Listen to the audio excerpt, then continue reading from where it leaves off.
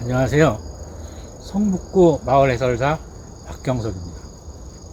우리 성북구는 백두대간의 전기가 북한산 봉우리를 거쳐 구준봉과 능선을 따라 내려온다. 그리고 그 속에는 보일 듯 말 듯 수줍어하는 향토 문화 자원과 생활을 같이 하는 의미 있는 지역 자원들이 띄엄띄엄 있습니다.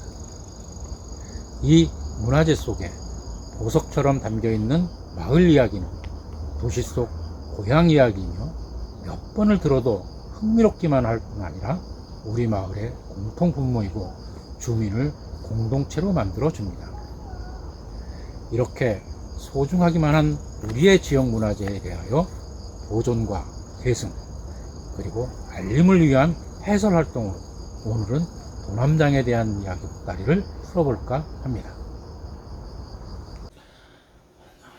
이곳 도남장은 이승만 박사가 1945년 미국에서 귀국하여 대통령으로 취임하기 전 약 2년간 머문 곳으로 근대 정치사적으로 중요한 역사적 현장이기도 한 이 도남장은 일제강점기 때 궁궐에 살았던 내시 송성진이 기거할 목적으로 지은 집으로서 후일 무형문화재 74호로 지정된 배희안 씨가 1939년 그의 나이 31세 때 지은 팔짝 지붕의 한옥 목조 건물입니다. 배희안은 도편수 최원식의 제자이지만 그 이전에는 일본인 목수 오다에게 2년간 배운 영향으로 도남장은 전통적인 재택의 모습에서 변형되어 벽장이나 다락과 같은 일본풍의 구성이 보입니다. 건축적 측면에서 볼 때 이 집이 고 배희안 목수에 의해 지어졌다는 것 때문에 문화재청에서 조사한 바로는 기존에 알려진 것처럼 현재의 도남장은 결코 궁궐 건축을 담당했던 목수가 지은 수법을 찾아보기 어려우며 공간 구성에서도 궁궐 침전의 구성을 보였다기보다는 일본식 주택에 가까운 구성이라고 합니다. 그러나 서울대 건축학과 전봉희 교수는 도남장은 가운데 대청마루가 있고 양쪽에 온돌방의 3면을 마루가 돌아가는 형식으로 보아 궁궐의 침전을 본딴 형태라고 하며 조선 왕조가 망한 후 궁궐 건축을 담당했던 목수가 민간으로 나와서 집을 지은 결과라고 말합니다. 그러니까 궁궐 양식이 일부 포함되어 있다는 말이 되겠습니다. 도남장에 있는 이 장소는 조선시대 때는 국립의료기관인 동한인서터였습니다. 조선시대 빈민 환자, 그 중에서도 주로 전염병 환자에 대한 치료가 이루어졌던 의료기관이었습니다. 그 동한인서터는 일제강점기 때 평산목장이 자리잡아 젖소 등을 길렀고 1938년에는 궁중내시가 이곳에 기와집을 짓고 이를 소유하였습니다. 일제강점기 때 광산업으로 부를 일군 사람 중 서대문에 있는 경교장을 김구 선생님께 내어준 최창학처럼 같은 광산업으로 돈을 번 재력가 장진영 씨가 이 집을 사들였고 1945년 해방 직후 이승만 박사가 미국에서 귀국하여 조선호텔에 머물렀으나 경비 과정으로 힘들 때 같은 황해도 출신인 장덕수의 소개로 이 집으로 오게 되었습니다. 도남동 산 중턱에 있는 이 집은 한옥과 양옥으로 구성되어 있었는데 정원이 널찍한 편입니다. 양옥은 이승만이, 한옥은 윤치영 등 비서들이 사용했고 이때부터 도남장이라는 이름이 붙었습니다.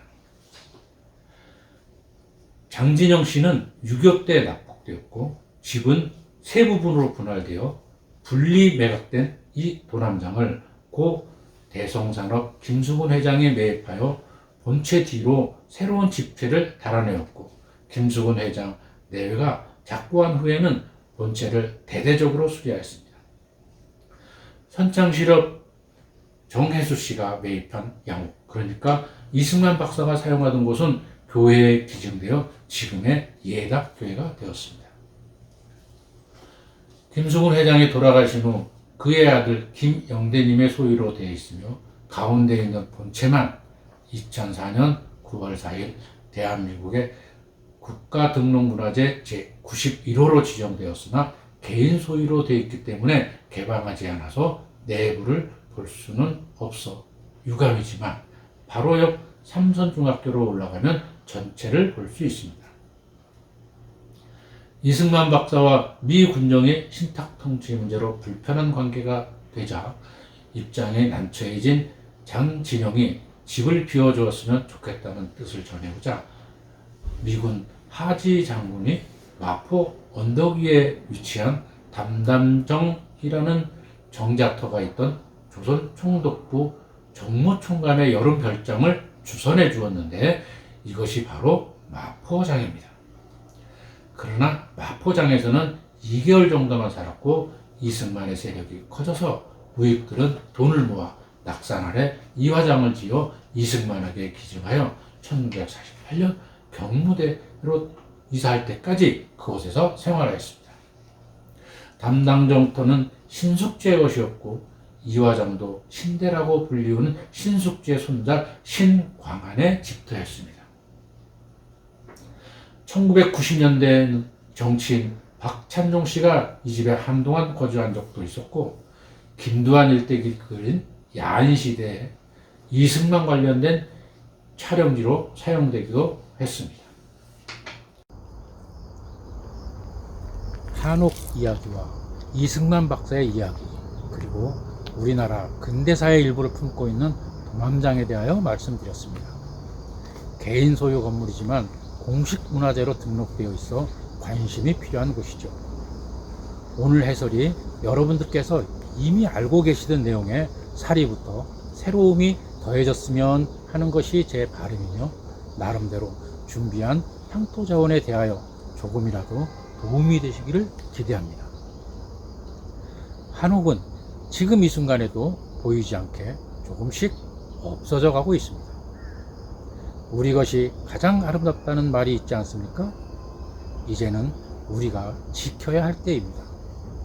앞으로 우리 한옥에 대하여 관심과 배려를 보여주시면 큰 보람으로 생각하겠습니다. 끝까지 시청해 주셔서 감사합니다.